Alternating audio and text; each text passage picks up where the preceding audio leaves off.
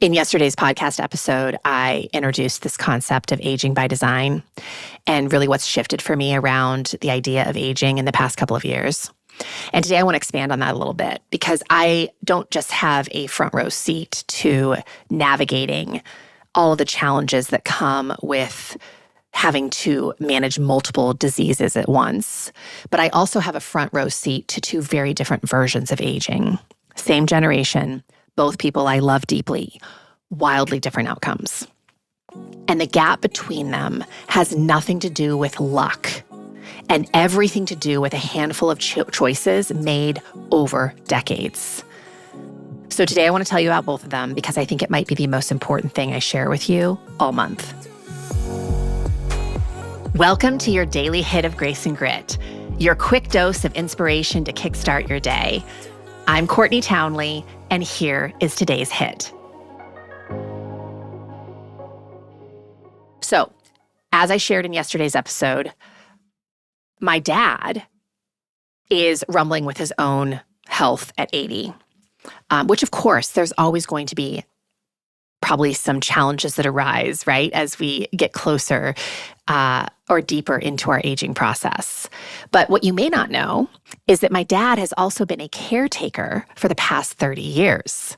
So his own wife, my stepmother, has lived with dementia for 30 years. So for the last 25 years or so, she really hasn't been able to truly communicate.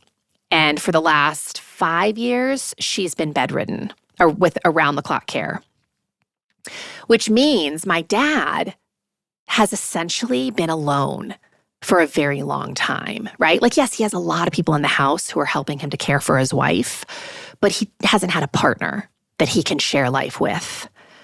He doesn't sleep well. He doesn't have many hobbies. He isn't connected to other people in meaningful ways outside the home. He's not moving his body. He spent 30 years pouring everything he had into someone else with almost nothing coming back and almost nothing going towards himself. And again, I've shared this very openly and honestly with you. He now has Parkinson's, diabetes, and he's starting to rumble with dementia himself.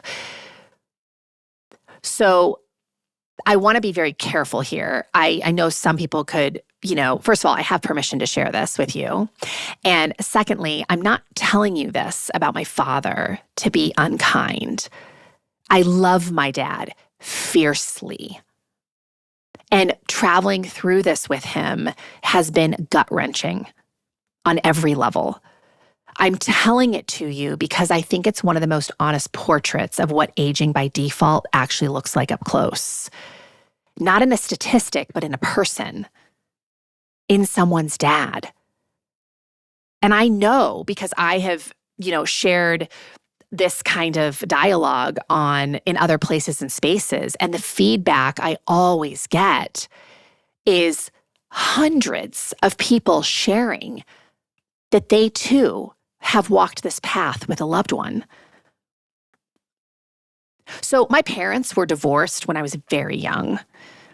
And so I basically have two sets of parents. I have my dad and my stepmom in Texas, and I have my mom and my stepfather here in Montana. And my mom and my stepfather live a very different kind of life. So first and foremost, we need to recognize they still have each other, right? They have that support. When one is down, the other one can kind of pull them up. And we kind of underestimate the power of that. They travel together, they camp, they share a deep love of horses and fishing and hiking. They're out in the world, they're moving through it, doing things that really matter to them. And they have a really close relationship. So they talk to each other about their fears and their dreams and their days, and they've built a life that is genuinely full. My mom is not someone who has skated through without hardship. So in December this year, she had some major back surgery. We're talking about she has an 18-month recovery. That's serious. That's hard. And my stepfather has had his fair share of medical challenges. But they are both exceeding what one would expect of someone their age. Their bodies are healing faster than predicted. And I believe deeply that a significant part of that is because of their mindset and their support network. They're not going through this stuff alone. They have someone by their side. They have reasons to recover.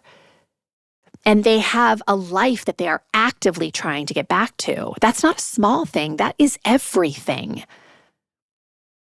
So when I sit with these two realities side by side, a few things become very clear. Right? First, aging by design is not about having a perfect body. I mean, come on, my mom just had major back surgery. She's not immune to hardship. Aging by design is about what you bring to hardship when it arrives. The reserves you've built, the people beside you, the will to come back. And second, isolation is not an emotional problem. It's a physiological problem. Loneliness ages us. It raises cortisol. It disrupts our sleep. It accelerates cognitive decline, and it weakens our immune function. What's happening in my dad's body is not separate from the fact that he has been profoundly alone for 3 decades. Third, purpose matters in a way that is almost impossible to overstate. My mom has things she's fighting to get back to. Horses, trips, her husband, her life. That pull towards a meaningful future is one of the most powerful healing forces that we have. So again, if you followed me along, with this podcast for any length of time, you probably know I'm not telling you any of this to frighten you, but just to wake you up gently, lovingly, firmly, urgently. Because most of us are somewhere on that spectrum between the two stories. We're making choices right now about how much we move, how well we sleep, how connected we stay, how much we invest in the relationships and the pursuits that make us feel alive. And those choices are writing a story of who we're becoming at 70, 80, and beyond. So some of the questions that I keep coming back to are, which version of aging am I building towards? Not just physically, but in every dimension of my life. Am I investing in connection or quietly drifting into isolation? And I'll be honest, it's very easy for me to isolate because I'm usually with people all day, not even in the flesh. I'm with people online all day, which I adore. But because of that, it's easy for me to isolate in my personal time. Am I cultivating purpose or just getting through the days? Am I building reserves that will carry me through some of the toughest chapters of my life? So my dad's story's not over, and I don't share it to reduce him to a cautionary tale. He is so much more than that. But I also can't unsee what I've seen. I can't unfeel the urgency that it has lit up in me. And my friend, you have time. Right now, you have time. The choices that you make in this chapter of your life are not small choices. They are the architecture of everything that comes next. And I hope that you build something worth living in. Before I sign off, a genuine ask. I have been showing up here every single day for the past 6 months and 10 years prior to that. But this year, we really committed to going all in with a podcast episode every single day because I believe this content really matters. And to me, of course, I preach consistency all the time. And consistency is a daily devotion, right? That's part of the reason I started a daily drop this year. But I need to know that you believe in it too. And if today's episode resonates, I want you to share it with a friend, a daughter, a coworker, whoever came to mind while you were listening. That one share does more for this show than you know. And if you have a spare minute or two, a review goes a really long way to helping this get out in front of more people.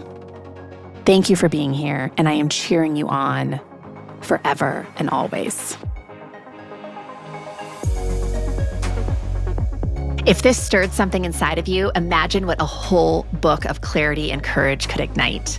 The Consistency Code, a midlife woman's guide to deep health and happiness, goes even deeper into the mindset and practices that create real, meaningful change at midlife. Grab your copy today over at theconsistencycode.com and keep the momentum alive.